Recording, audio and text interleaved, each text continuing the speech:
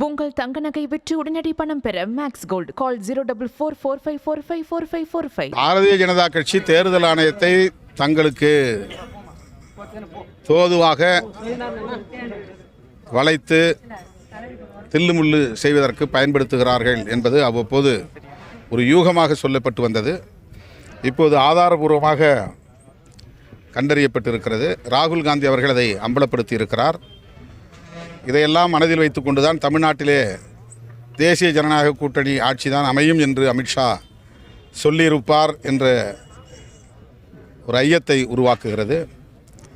இந்த special intensive revision என்கிற SIR நடவடிக்கையை தேர்தல் ஆணையம் கைவிட வேண்டும் என்று வலியுறுத்தி வருகிற 11ஆம் தேதி ராகுல் காந்தி தலைமையில் இந்தியா கூட்டணி கட்சி தலைவர்கள் அனைவரும் நாடாளுமன்ற உறுப்பினர்கள் உட்பட பேரணி நடத்த இருக்கிறோம்.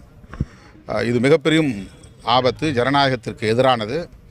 அனைத்து தரப்பு ஜனநாயக சக்திகளும் பாஜகவின் இந்த தில்லுமுள்ளு தேர்தல் அரசியலுக்கு எதிராக அணிதிரள வேண்டிய தேவை உள்ளது. தமிழகத்தில் இந்த மாதிரி போலி வாக்காளர்கள் இணைக்கப்பட்டதா இன்னைக்கு துரைமுருகன் அவர்களும் குற்றம் சாட்டினார். எதிர்கட்சி அதை பற்றி எதுவும் பேசல. பாஜகவோடு கூட்டணி வைத்திருக்கிற அதிமுகவால் இதை பேச முடியாது.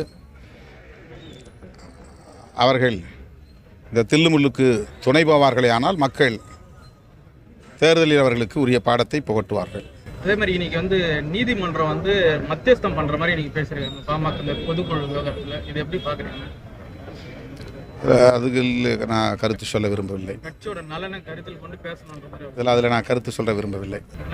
தூய்மை பணியாளர்கள் போராட்டம் நடைபெறுது, அரசு கவனம் செலுத்தல நம்ம குற்றச்சாட்டு. தூய்மை பணியாளர்கள் விஷயமாக நான் முதல்வர் அவர்களை சந்தித்து பேசினேன்.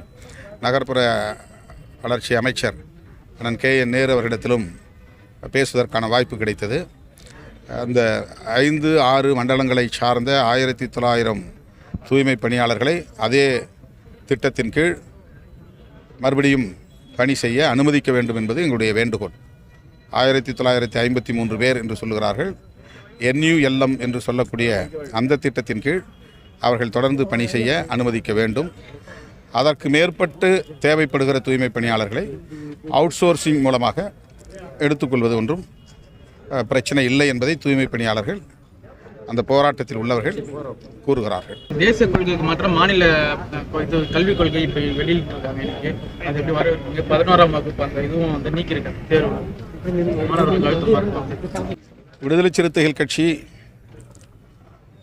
தேசிய கல்விக் கொள்கைக்கு எதிராக தொடர்ந்து கருத்து சொல்லி வந்திருக்கிறது. திமுகவும் அந்த நிலைப்பாட்டில் உறுதியாக இருக்கிறது என்பது மகிழ்ச்சி அளிக்கிறது. வரவேற்கிறோம், பாராட்டுகிறோம். உங்கள் தங்க நகை விற்று உடனடி பணம் பெற மேக்ஸ் கோல்ட் கால் 04445454545.